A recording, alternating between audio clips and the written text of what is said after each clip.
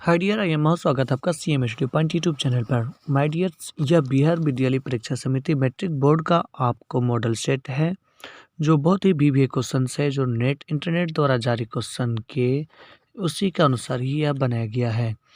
इसमें total 80 question है, जिसमें से आपको 50% डबल होने के कारण इसमें आपको छूट भी है।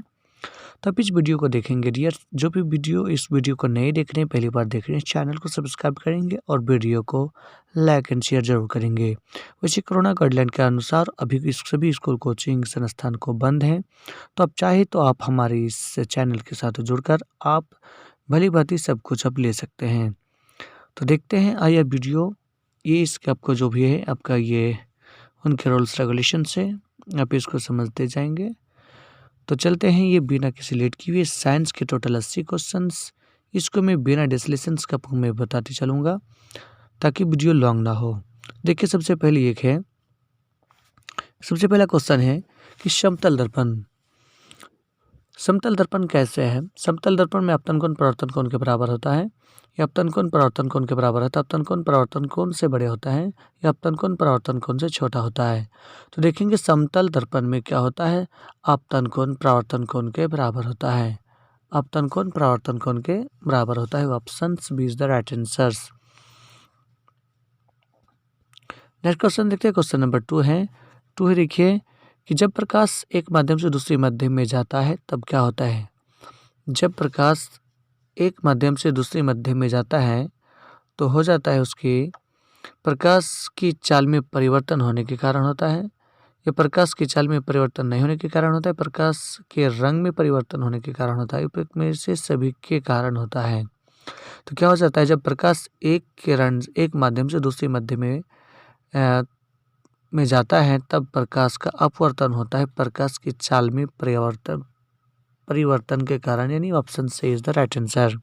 ठीक है। नेक्स्ट चलते हैं क्वेश्चन नंबर 2। देखिए क्या है कि क्लोरोफिल वर्णक का रंग है। क्लोरोफिल वर्णक का रंग क्या है। क्लोरोफिल वर्णक का रंग है हरा। क्लोरोफिल वर्णक का रंग क्या है, हरा है। रक्तदान में रक्त में आयरन की कमी से क्या होता है, के कारण होने वाला रोग है। तो रक्त में आयरन की कमी से क्या बोल जाते हैं, एनीमिया कहा जाता है। क्या बोला जाता है इसको, रक्त में आयरन की कमी से, रक्त की कमी से तो आपको एनीमिया होता है, और रक्त में आयरन की कमी से होने वाला रोग आपको एनीमिया ही है। तो नेक्स्ट क्वेश्चन चलते हैं। ये सौपोषी भोजन के लिए आवश्यक है। सौपोषी भोजन के लिए क्या आवश्यक है, तो सौपोषी भोजन के लिए यानी क्लोरोफिल भी चाहिए, सूर्य के प्रकाश भी चाहिए, H2O एंड CO2 दोनों चाहिए, अर्थात इनमें से सभी चाहिए। क्योंकि प्रकाश संश्लेषण प्रक्रिया में सूर्य के प्रकाश की उपस्थिति में क्लोरोफिल पौधों के पत्तियों से क्लोरोफिल, जमीन से जल, वातावरण से कार्बन डाइऑक्साइड लेकर अपना भोजन बनाता है। तो अर्थात इसमें से सभी को चाहिए। नेक्स्ट देखते हैं क्वेश्चन नंबर 6 से। निम्न में से कौन सा पदार्थ लेंस बनाने में प्रयुक्त नहीं किया जाता है। तो देखिए, लेंस बनाने में किसका उपयोग नहीं होता है, तो नहीं होता है आपको डी, मिट्टी का उपयोग नहीं किया जाता है। ये बहुत ही BBA क्वेश्चन है, आपको बोर्ड मॉडल के आधार पर ही है। आप इस वीडियो को देखेंगे और आपको कैसा लगेगा जरूर हमें बताएंगे। चाहे आपको किस प्रकार की वीडियो चाहिए तो भी हमें बताएंगे, क्योंकि आपकी इच्छा अनुसार सब कुछ संभव है। यहाँ पर ये 7 साल से आपको ऑफलाइन क्लास पढ़ाना है। ठीक है। आज कोरोना गाइडलाइन के कारण आज कोचिंग संस्थान बंद है। क्वेश्चन नंबर 7 में देखते हैं। एक उत्तल लेंस की क्षमता 1 डायोप्टर है, तो उस लेंस की फोकस दूरी क्या होगा। तो उस लेंस की फोकस दूरी क्या हो जाएगा, उस लेंस की फोकस दूरी जब 1 है तो ये डायोप्टर 100 आपको P बराबर 1/f था, जहाँ पर यह फोकस दूरी में था, यहाँ पर मीटर में था। तो जब ये खुद 100 सेंटीमीटर हो रहा है तो इसका मतलब क्या हो जाएगा, ये प्लस से 100 सेंटीमीटर हो जाएगा। 8 नंबर देख रहे हैं। किसी गोलीय दर्पण तथा फोकस किसी पतले गोलीय लेंस दोनों की फोकस दूरी -15 सेंटीमीटर है, तो दर्पण का लेंस संभवतः कैसा होगा। तो देखिए, दर्पण का लेंस क्या हो जाएगा, ये दोनों अवतल हो जाएगा, क्योंकि अवतल दर्पण की फोकस दूरी ऋणात्मक होती है और उसकी लेंस की भी फोकस दूरी ऋणात्मक होती है। अतः क्या हो जाएगा, ये हो जाएगा आपको ऑप्शन से दोनों हो जाएगा, यानी कि दोनों लेंस अवतल होंगे। उसको देखिए सामान्य नेत्र की दूरबिंदु कितनी होती है। सामान्यतः नेत्र की दूरबिंदु आपको अनंत होती है। क्या होती है? अनंत। जबकि 25 सेंटीमीटर आपको नियर पॉइंट होता है। अब देखते हैं कि जो नेत्र निकट की वस्तु को साफ साफ नहीं देख सकता है उस नेत्र को क्या कहते हैं? उसे दूरदृष्टि, निकट दृष्टि, जरा दृष्टि, रोच व अंधता। तो जो देखिए जो निकट की वस्तु को स्पष्ट देख ले, जो निकट की वस्तु को साफ नहीं देख पाता है, तो अर्थात ये दूर वाले देख पाता है, तो यह हो जाएगा दूरदृष्टि दोष। निकट दृष्टि दोष में आपको निकट वाला देख पाता है, दूर वाला नहीं पाता है। जरा दृष्टि दोष में आपको एक ही समय दोनों में से एक दिखाई देता है। नेक्स्ट देखते हैं क्वेश्चन नंबर आपको 11 में देखिए प्रकाश संश्लेषण के द्वारा किसकी उत्पत्ति होती है? प्रकाश संश्लेषण के द्वारा किसकी उत्पत्ति होती है? प्रकाश की, प्रोटॉन की, ग्लूकोज की, वसा की। तो देखिए प्रकाश संश्लेषण प्रक्रम जो किया जो जाता है तो ग्लूकोज की, दैट्स मीन भोजन प्राप्त करने के लिए यानी ग्लूकोज की प्राप्ति की जाती है। जिस वीडियो कैसे लगेगा जरूर हमें कमेंट्स करेंगे। और हाँ, किस तरह की वीडियो चाहिए भी कहेंगे हमको, मेरे पास सभी कुछ उपलब्ध है। मनुष्य के शरीर की सबसे बड़ी ग्रंथि आपको पता होना चाहिए। मनुष्य के शरीर की सबसे बड़ी ग्रंथि लीवर है, जबकि आपको अंतःस्रावी ग्रंथि थायराइड है और मिश्रित ग्रंथि अग्नाशय है। अंडाशय आपको जनन ग्रंथि है और आपको ओव्यूम सबसे बड़ी कोशिका होती है। नेक्स्ट चलते हैं। देखिए क्वेश्चन नंबर 13 है, गाइटर अथवा घेंगा पनपता है, दैट्स मीन होता है किसकी कमी से? चीनी की कमी से, आयोडीन की कमी से, रक्त की कमी से, मोटापा से। तो देखिए गाइटर हो जाता है आयोडीन की कमी से। ठीक है, चीनी को ना पचाने की क्षमता को ही मधुमेह कहा जाता है। क्वेश्चन नंबर देखिए 14, देखिए क्या है, मानव नेत्र में क्या है, किस प्रकार का लेंस नहीं होता है? मानव नेत्र में होता है उत्तल लेंस होता है। मानव नेत्र में उत्तल लेंस होता है। उसके बाद देखिए क्वेश्चन नंबर 15, मानव नेत्र वस्तु का प्रतिबिंब निम्न में से किस भाग पर बनाता है? मानव नेत्र वस्तु का प्रतिबिंब निम्न में से किस भाग पर बनाता है? कॉर्निया, आइरिस, रेटिना, पुतली। तो देखिए दृष्टि पटल को ही रेटिना कहते हैं, अर्थात option C is the right answer. देखते हैं उसके बाद क्वेश्चन नंबर 16, टिंडल प्रभाव प्रकाश की कौन सी परिघटना को प्रदर्शित करता है? तो टिंडल प्रभाव प्रकाश के प्रकीर्णन पर यह होता है, प्रकाश के प्रकीर्णन से होता है। दैट मीन्स की ऑप्शन डी राइट है मेरा। सिक्का का ऊपर उठाना, स्टिक का टेढ़ा होना, यह अपवर्तन के कारण होता है। अपवर्तन के कारण आपको वायुमंडलीय अपवर्तन के कारण आपको क्या हो जाता है? वायुमंडल अपवर्तन के कारण आपको इंद्रधनुष वगैरह बनता है, तारिका टिमटिमाना, ये सब कुछ होता है। एक कूलम आवेश में कितने इलेक्ट्रॉन पाए जाते हैं? देखिए एक कूलम आवेश पर इलेक्ट्रॉन कितने पाए जाते हैं? यहाँ पर थोड़ा गौर से सॉल्व होकर आपको पढ़ना चाहिए कि एक कूलम आवेश में कितने इलेक्ट्रॉन में समय आवेश की तुल्य होती है। यदि एक कूलम आवेश में इलेक्ट्रॉन की संख्या पूछी जाए तो ए हो जाएगा, यानी कि आपको ये बी हो जाएगा। यदि और एक इलेक्ट्रॉन में आवेशों की संख्या बोली जाए तो आपको -1.6 इंटू 10⁻⁻19 कूलम होगा। तो अर्थात एक इलेक्ट्रॉन में आवेश नहीं बोला गया है, एक कूलम कितने इलेक्ट्रॉनों में समय आवेश के तुल्य है? तो यहाँ पर हो जाए 6.25 इंटू 10⁻18 इलेक्ट्रॉन्स हो जाएगा। और यदि एक कूलम पर आवेश बोला जाता तो -1.6 इंटू 10⁻19 कूलम आवेश होता। ठीक है, नेक्स्ट की ओर चलते हैं। देखिए क्वेश्चन आपके सामने है, एक एमीटर का प्रेशर रेंज 0.3 एम्पियर है और इससे एमीटर स्केल में डिवीजन की संख्या 30 है, तो उस एमीटर का अल्पमापक कितना होगा? तो देखिए इसका हो जाएगा आपको 0.01 एम्पियर हो जाएगा। ठीक है, नेक्स्ट चलते हैं। थायरॉक्सिन का स्रावन कहाँ से होता है? थायरॉक्सिन जब है तो थायराइड आपको सामने ही समझ में आ जाना चाहिए था कि थायरॉक्सिन से थायराइड ग्रंथि से थायरॉक्सिन हार्मोन होता है, जिसकी कमी से ही गाइटर रोग होता है। इससे पूर्व आपको क्वेश्चन में बता दिया गया था। नंबर नेक्स्ट क्वेश्चन चलते हैं। मानव में डायलिसिस थैली कौन है? देखिए डायलिसिस क्रिया आपको कृत्रिम वृक्क में होती है। कृत्रिम वृक्क ये नेफ्रॉन में होता है, अतः मानव में डायलिसिस थैली आपको नेफ्रॉन में पाया जाता है। नेक्स्ट चलते हैं क्वेश्चन नंबर क्वेश्चन नंबर 21 के पास 21 में है भोजन का पाचन किस प्रकार की अभिक्रिया है।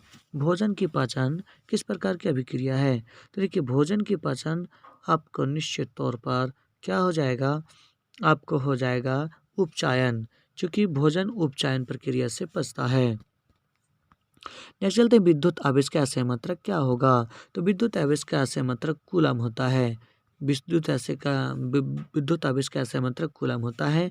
वोल्ट आपको विभव अंतर का होता है। संयोजन कोई मात्रक नहीं होता है।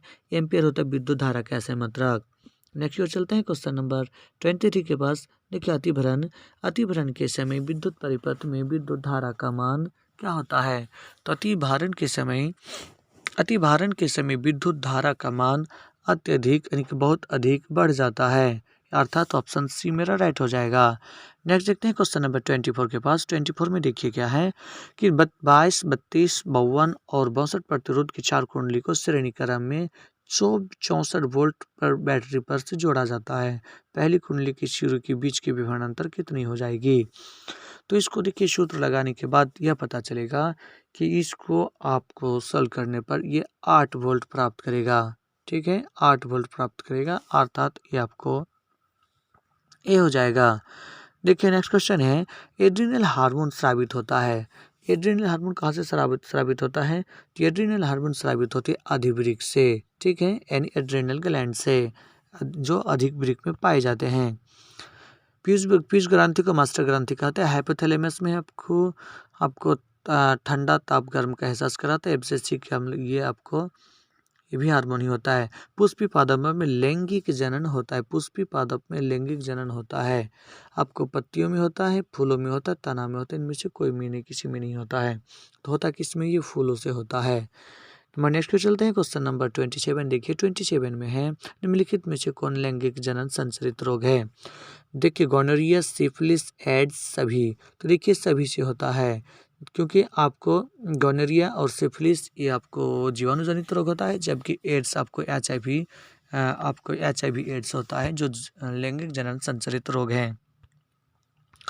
नेक्स्ट क्वेश्चन देख रहे हैं हम 28 में है जनसंख्या नियोजन के लिए पुरुष द्वारा उपयोग में लाई जाने वाली एक सरल विधि कौन है। पुरुष देखा जाए, यहाँ पर पुरुष कहा गया है। तो देखिए डायफ्राम, कॉपर टी, लूप, ये सब आपकी स्त्री में उपयोग की जाने वाली चीज़ें हैं, जबकि कंडोम पुरुष के द्वारा उपयोग किया जाता है। तो हम देखते हैं क्वेश्चन नंबर 29 में। देखिए 29 में है आपको जनसंख्या नियंत्रण के लिए स्त्री द्वारा अपनाई जाने वाली सर्जिकल विधि कौन है। तो देखिए इसके लिए सीधे हो जाएगा आपको देखिए यहाँ पर बोले सर्जिकल मीन्स कि शल्य चिकित्सा द्वारा। तो शल्य चिकित्सा द्वारा नसबंदी होता है। बाकी कॉपर टी और लूप ये क्या हो जाता है, एक यांत्रिक विधि होता है, लेकिन शल्य सर्जिकल का मतलब ऑपरेशन वगैरह, तो स्त्री नसबंदी होता है। किसी विद्युत धारावाही सीधी लंबी परिनालिका के भीतर चुंबकीय क्षेत्र क्या होता है, क्या हो जाता है, इसके अंतर्गत चुंबकीय क्षेत्र हो जाता है, आपको सभी बिंदुओं पर समान हो जाता है। क्या हो जाता है, सभी बिंदुओं पर समान हो जाता है। नंबर नेक्स्ट देख रहे हैं क्वेश्चन नंबर 31 में है फ्लेमिंग के वामहस्त नियम में बाएं हाथ की तर्जनी संकेत करती है। बाएं हाथ की तर्जनी संकेत करती है, तो कौन करती है। तो देखेंगे यहाँ पर आप अपने हाथ को फैलाएंगे, तो इस तरह से जब आएगा तो आपको तर्जनी किसकी ओर देगा, तर्जनी आपको चुंबकीय क्षेत्र की ओर इंगित करेगा। ठीक है, नंबर नेक्स्ट देख रहे हैं 32 में। देखिए निम्नलिखित में से सबसे प्रबल लवण कौन है। देखिए NaCl क्या है, NaCl आपको ये लवण है, उदासीन लवण है, साधारण लवण है। चूँकि बेरियम सल्फेट ये भी उदासीन है, अर्थात यहाँ पर क्या कहा देता हूँ, आपको सोडियम क्लोराइड को ही कहा देता है।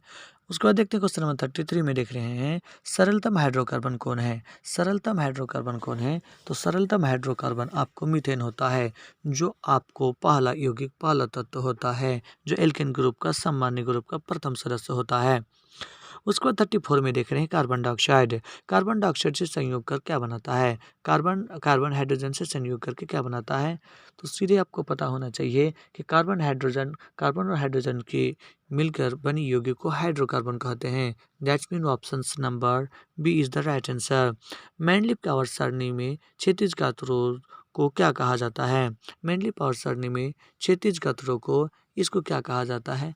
तो खड़े वाले को कैलाश समूह कहते हैं, जबकि आपको क्षैतिज कतर को आवर्त कहते हैं। आवर्तन में 7 है, जबकि 18 उसमें क्या है? वर्ग है, समूह है। देखिए क्वेश्चन नंबर 36 बड़ी आसान क्वेश्चन है। इस तरह से आप इसको देखते चलेंगे।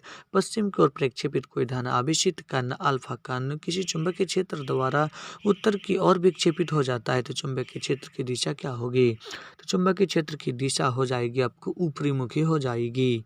ऑप्शन डी है सही इसका आंसर।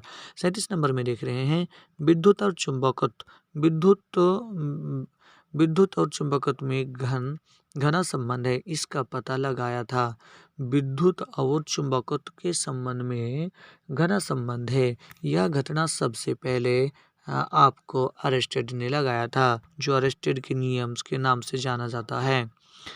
उसके बाद देख रहे हैं जनसंख्या नियंत्रण के लिए स्थिति और अपनाई जाने वाली सरल यांत्रिक विधि जिससे उस समय कहा गया था।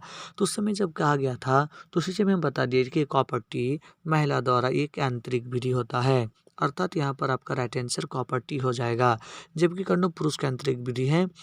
ठीक है, नंबर नेक्स्ट देखते हैं कि लैंगिक जनन संचरित रोग। लैंगिक जनन संचरित रोग के अंतर्गत कौन है? बैक्टीरिया जनित रोग है, वायरस जनित रोग है, प्रोटोजनित रोग है, ईस्ट जनित रोग है। लैंगिक जनन संचरित रोग हर्पीस। तो हर्पीस क्या है? हर्पीस आपको रोग है, आपको वायरस जनित रोग है, जबकि सिफिलिस और गोनोरिया बैक्टीरिया जनित रोग है। नंबर नेक्स्ट पे चलते हैं कि मनुष्य में कितने जोड़ी गुणसूत्र पाए जाते हैं?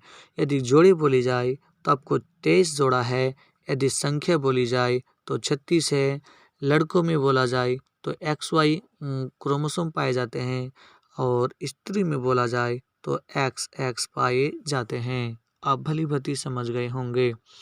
कीटों के पंख और चमगादड़ के पंख किस तरह के अंग के उदाहरण है? तो कीटों के पंख और चमगादड़ के पंख ये लोग क्या है?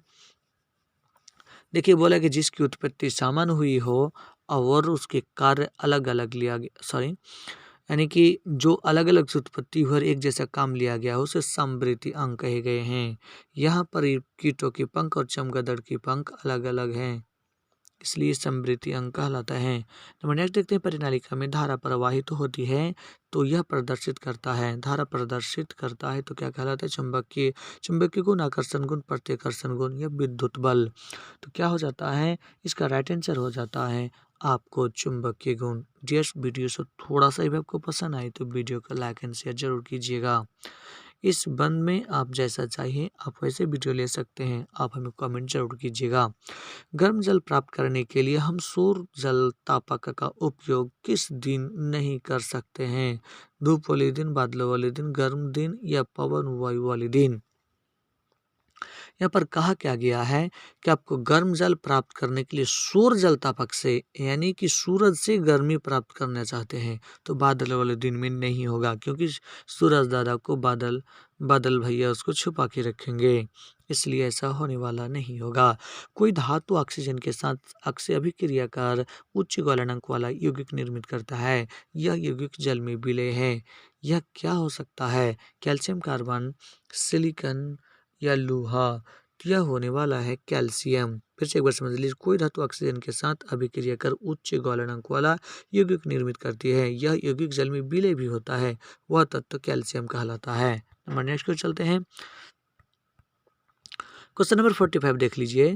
क्वेश्चन नंबर 45 में है खाद्य पदार्थ के डिब्बों पर जिंक के बजाय टीन का लेप चढ़ाया जाता है, क्योंकि टीन की अपेक्षा जिंक महंगी होती है, टीन की अपेक्षा जिंक का गलनांक अधिक होता है, टीन की अपेक्षा जिंक अधिक अभिक्रियाशील होता है, टीन की अपेक्षा जिंक कम अभिक्रियाशील होता है। तो इसका राइट आंसर हो जाएगा टीन की अपेक्षा जिंक अधिक अभिक्रियाशील होता है। नंबर नेक्स्ट, कौन विद्युत का सर्वोत्तम सुचालक होता है?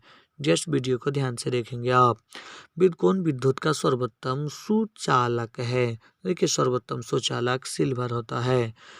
ठीक है, उसके बाद देख रहे हैं आपको एथेन का आणविक सूत्र C2H6 है। इसमें सहसंयोजकों की संख्या कितनी है? इसमें क्या बोला गया? सहसंयोजकों की संख्या कितनी है? तो इसमें इथेन 6 सहसंयोजक है, 7 सहसंयोजक है, 8 सहसंयोजक है, 9 सहसंयोजक है। तो जब इथेन का आणविक सूत्र C6 है तो यहाँ पर हो जाएगा आपका, इसमें हो जाएगा आपको सहसंयोजकों बंधनों की संख्या आपको 6 हो जाएगा। एक बार देख लीजिए आप, देखिए जब यहाँ पर C2 है तो 2 ठो C देंगे, यहाँ पर दे देंगे, यहाँ पर S देंगे, यहाँ पर S देंगे, यहाँ पर S देंगे, यहाँ पर S देंगे। ठीक है, तो सहसंयोजक बंधनों की संख्या कितनी हो जाएगी? तो यहाँ पर हो जाएगा आपको सिंगल एक एक जोड़ा है और इसमें 6 हो जाएगा। ठीक है, ऑप्शन ए सही हो जाएगा आपका। निम्नलिखित में से कौन सा यौगिक ईंधन के रूप में इस्तेमाल किया जा सकता है? निम्नलिखित में से कौन सा यौगिक ईंधन के रूप में इस्तेमाल किया जा सकता है? तो किसको उपयोग किया जा सकता है ईंधन के रूप में? देखिए वर्तमान में बिहार सरकार भी इसके पीछे बड़ी कोशिश में लगा हुआ है कि इथेनॉल का उपयोग किया जाएगा, जो 2022 तक आपको 20% पेट्रोल में आपको इथेनॉल मिलाने की बात हो रही है, जबकि इथेनॉल आपको गन्ना से और मकई से बनाया जाने की ये प्रक्रिया चल रही है। नंबर नेक्स्ट देखते हैं 49 नंबर क्वेश्चन में कि जितनी ऊर्जा स्रोत हम उपयोग में लाते हैं उनमें से अधिकांश सौर ऊर्जा को निरूपित करते हैं। निम्नलिखित में से कौन सा स्रोत अंतः सौर ऊर्जा का व्युत्पन्न नहीं है? अंततः व्युत्पन्न नहीं है। तो भूतापीय ऊर्जा, पवन ऊर्जा, नाभिकीय ऊर्जा या जैव मात्रा? तो ये है आपका कौन? नाभिकीय ऊर्जा। कौन है? नाभिकीय ऊर्जा। नाभिकीय ऊर्जा प्राप्त करने हेतु आवश्यक है। नाभिकीय ऊर्जा यदि आप प्राप्त करना चाहते हैं तो इसके लिए क्या करना पड़ेगा? Helium, uranium, aluminium, chromium. तो इसमें क्या करना पड़ेगा आपको? यूरेनियम के रूप में, ईंधन के रूप में आपको जलाने पड़ेंगे। नंबर नेक्स्ट देख रहे हैं, जिन शब्द किसने प्रस्तुत किया था? जिन शब्द किसने प्रस्तुत किया था? तो जॉनसन ने किया था।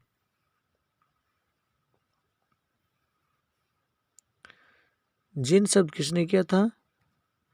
जिन शब्द किसने प्रस्तुत किया था? जॉनसन ने किया था।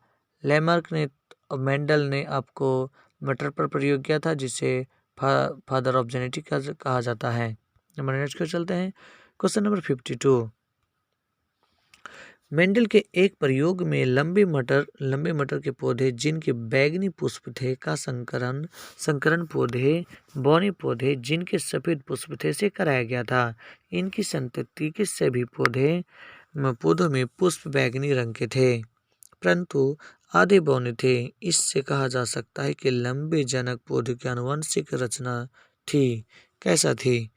इससे कहा जा सकता है कि जो लंबे वंशज के जनक के पौधे थे तो वो निश्चित तौर पर ऐसा होगा कि वह टी, बड़ी टी, छोटी टी, NWW होगा, तभी तो ऐसा हुआ होगा। हमारे नेक्स्ट की ओर चलते हैं, क्वेश्चन नंबर 53। समझत अंगों का उदाहरण है। समझत अंगों का उदाहरण है हमारा हाथ और कुत्ते के अग्रपद, हमारे दांत और हाथी के दांत, आलू एवं घास की ऊपरी भूस्तरी, ये उपयुक्त सभी। तो इसका राइट आंसर है आपको उपयुक्त सभी होने वाला है। समझत अंग के उदाहरण है हमारा हाथ और कुत्ते के अग्रपद, हमारे दांत और हाथी के दांत, और क्या हो गया? आलू एवं घास की ऊपरी भूस्तरी। ठीक है, नंबर नेक्स्ट को चलते हैं 54 के पास। देखिए 54 में क्या है कि विकास की दृष्टिकोण से हमारी किससे अधिक समानता है? देखिए विकास के आधार पर हमारी सबसे अधिक समानता हो जाएगी आपको चिंपैंजी के साथ, क्योंकि इससे हम विकास हो रहे थे।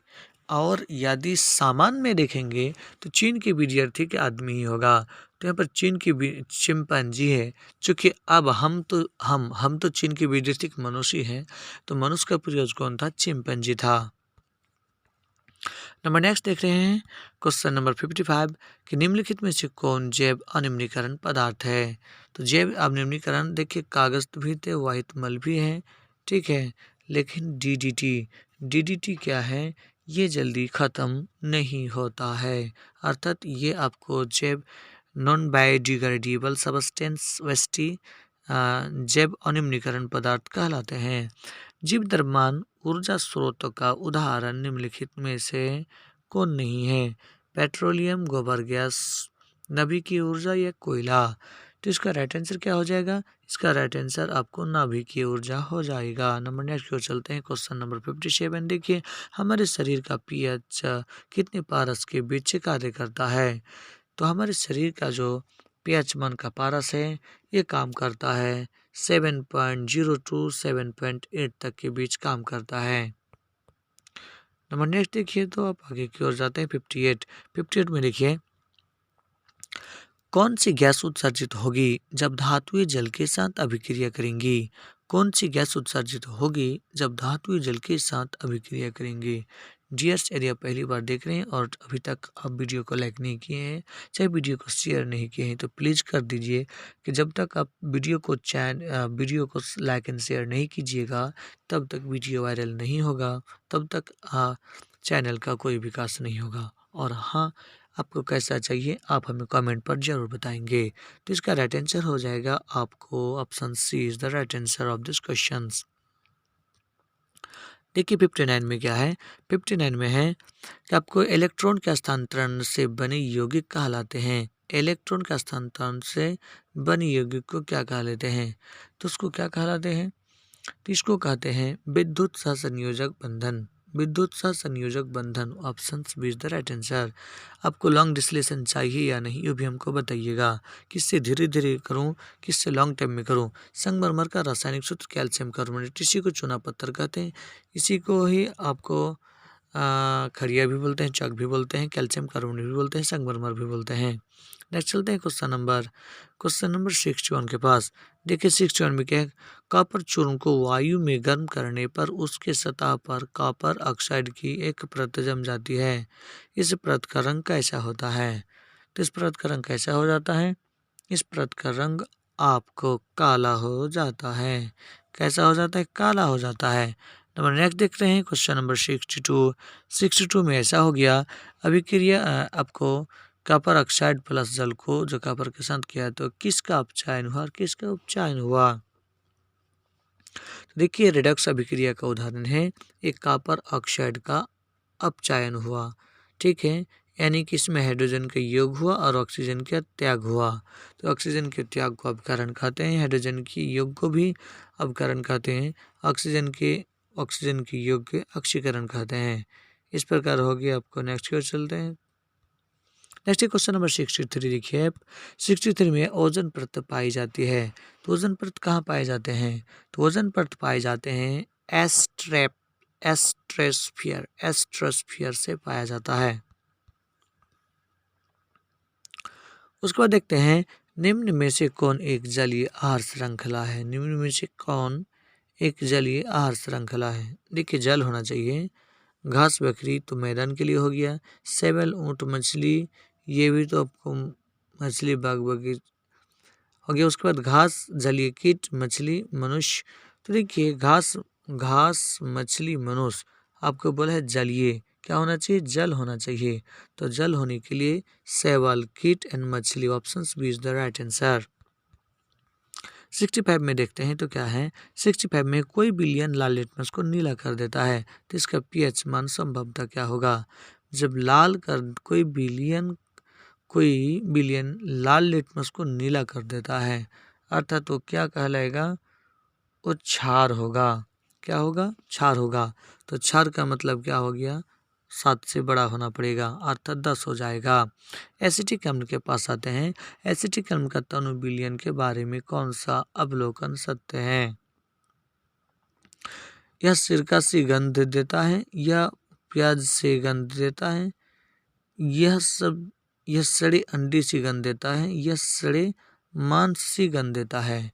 तो कैसा गंध देता है, यह देता है, यह सिरका सी गंध देता है। Option A is the right answer. Number next देख रहे हैं, ये अल्कोहल डियर्स, इस वीडियो को अंत तक जरूर देखिए और कमेंट्स करना ना भूले। ये अल्कोहल में उबली पत्ती पर आयोडीन विलयन की कुछ बूंद डालने पर पत्ती का रंग हो जाता है। तो पत्ती का रंग कैसा हो जाता है? पत्ती का रंग नीला काला हो जाता है। एल्कोहल में उबली पत्ती पर आयोडीन विलयन की कुछ बूंद डालने पर पत्ती का रंग नीला काला हो जाता है, जो option C is the right answer है। नंबर नेक्स्ट देख रहे हैं क्वेश्चन नंबर 68 में निम्न में से कौन से समूह में केवल जैव निम्नीकरण पदार्थ हैं? तो कौन हो जाएगा? ये हो जाएगा आपको घास, लकड़ी, प्लास्टिक। निम्न से कौन समूह केवल जैव निम्नीकरण पदार्थ हैं? घास, पुष्प और चमड़ा, केक, लकड़ी, घास, फलों की छिलकी, नींबू रस। निम्न में से कौन से समूह में केवल जैव निम्नीकरण पदार्थ है? तो देखिए यहाँ पर नहीं है होना चाहिए, क्योंकि देखिए कि घास, पुष्प, फूल और किसी चीज जीवधारी का चमड़ा ये भी तो सड़ गल जाएगा ही ना, आपको पता है। और देखिए फलों के छिलके, केक, नींबू ये भी तो सड़ेंगे ही। केक, लकड़ी, घास भी सड़ेंगे, लेकिन ये जो प्लास्टिक ये सड़ने वाला नहीं है। अर्थात निम्न में से कौन से समूह में आपको अजैव निम्नीकरण पदार्थ भी उपलब्ध है? अर्थात तो ये भी हो जाएगा जब यहाँ पर सवाल में नहीं बोलेंगे तब। उसका देखते हैं क्वेश्चन नंबर 69 में कोयला और पेट्रोलियम किस तरह की ऊर्जा के स्रोत है? कोयला और पेट्रोलियम किस तरह की ऊर्जा की स्रोत है? कोयला और पेट्रोलियम की बात की जाए तो ये क्या हो जाएगा? कोयला, पेट्रोलियम आपको अनवीकरणीय संसाधन है, क्योंकि इसे आप एक बार उपयोग कर लेने से दोबारा पुनः उपयोग नहीं कर पाएंगे। 70 नंबर की ओर चलते हैं। 70 नंबर क्वेश्चन देखिए कि सौर ऊर्जा के गैर परंपरागत ऊर्जा स्रोत कौन है? सौर ऊर्जा के गैर परंपरागत स्रोत है आपको, देखिए सौर ऊर्जा भी है, भूतापीय ऊर्जा भी, पवन ऊर्जा भी, अर्थात डी से भी है। नंबर नेक्स्ट की ओर चलते हैं। क्वेश्चन नंबर 71 में देख रहे हैं आप कि किसी भी उदासीन विलयन का पीएच मान कितना होता है? तो उदासीन विलयन का पीएच मान 7 होता है, उससे कम अम्लीय होता है और 7 से अधिक 14 तक आपको क्षारीय होता है, जो इसको 1919 में सोरेनसन द्वारा इसको तैयार किया गया था। नंबर नेक्स्ट देख रहे हैं क्वेश्चन, निम्नलिखित में से कौन लवण है? तो लवण है आपको वही है जो सल्फेट होगा। तो यहाँ पर सल्फेट कौन है? पोटेशियम सल्फेट, K2SO4 है। बाकी सब आपको क्षार और लवण है। तो नेक्स्ट, निम्नलिखित में से कौन अधातु है? निम्नलिखित में से कौन अधातु है? यह कार्बन, सोडियम, एल्युमिनियम, कैल्शियम। तो निम्नलिखित में से कौन अधातु है? तो आपको दिख ही रहे कार्बन अधातु है। आपको दिख ही रहा है कि कार्बन अधातु, जबकि सोडियम, एल्युमिनियम, कैल्शियम ये सभी कोई धातु है। देख रहे क्वेश्चन नंबर 74 के पास। 74 में कौन सा धातु उप धातु है? तो देखिए जो आपको पीरियोडिक टेबल में सीढ़ी नुमा भाग में जो है, जो सीढ़ी नुमा भाग पर है, तो वहीं पर गैलीनियम, जर्मेनियम है। अर्थात तो ऑप्शन सी आपको बिल्कुल जर्मेनियम राइट आंसर हो जाएगा। मेंडलीव के तत्व के आवर्तीकरण का वर्गीकरण था, परमाणु द्रव्यमान था। मोसले ने परमाणु संख्या लिया है। ठीक है, नंबर नेक्स्ट चलते हैं। 76 में देख रहे हैं आप कि अबंध बनाते समय अधातु इलेक्ट्रॉन ग्रहण करती है। अतः जब अधातु जब इलेक्ट्रॉन ग्रहण कर जाए तो विद्युत ऋणात्मक हो जाएंगे। कैसे हो जाएंगे? वो विद्युत ऋणात्मक हो जाएंगे, और जो त्यागेंगे वो धनात्मक होंगे। देखिए उसके बाद किसी समूह में इलेक्ट्रॉन त्यागने की प्रवृत्ति होती है। किसी समूह में इलेक्ट्रॉन त्यागने की प्रवृत्ति एक समान होती है। भिन्न प्रकार के अस्थायी इनमें से कोई नहीं। तो क्या हो जाएगा? यहाँ पर एक समान होता है। क्या हो जाएगा? एक समान होता है। और देख रहे हैं सेकंड लास्ट क्वेश्चन, आधुनिक और सारणी में कौन सा वर्त अभी तक अधूरा है? तो जो लास्ट में होगा वही होगा। तो लास्ट में आपका कौन है? लास्ट में आपको सातवां है। सातवां अर्थ अभी भी अधूरा है। सेकंड लास्ट क्वेश्चन देखा जाए। सेकंड लास्ट क्वेश्चन है आपका कूटपाद किस में पाया जाता है? पेरामीशियम, यूग्लिना, अमीबा, इनमें से कोई नहीं है। तो किस में पाए जाते हैं? ये पाए जाते हैं आपको अमीबा में कूटपाद पाए जाते हैं। नंबर नेक्स्ट को चलते हैं और लास्ट क्वेश्चन है मेरा प्रकाश संश्लेषण। प्रकाश संश्लेषण क्या है? प्रकाश संश्लेषण होता है रात में, होता है दिन में, होता है सुबह में, होता है शाम में होता है। तो डियर्स ये कब होता है आप हमें ज़रूर कमेंट्स में बताएंगे। आपको ये लास्ट क्वेश्चंस आपको मैं छोड़ रहा हूँ, ठीक है? ठीक है, आपको वीडियो कैसे लगा हमें कमेंट्स में ज़रूर बताएंगे और फिर मिलते हैं नेक्स्ट एक अच्छे टॉपिक के साथ। तब तक के लिए खुश रहिए, मस्त रहिए, पढ़ते रहिए, ठीक है? धन्यवाद। कोरोना से सेफ रहिए, सुरक्षित रहिए और आप लोकल डिस्टेंसिंग का पालन करें और क्लास में अपने साथियों को, दोस्तों को, मोहल्लों को जरूर इसको शेयर भी कीजिए, ठीक है? फिर मिलते हैं नेक्स्ट वीडियो के साथ, तब तक के लिए धन्यवाद।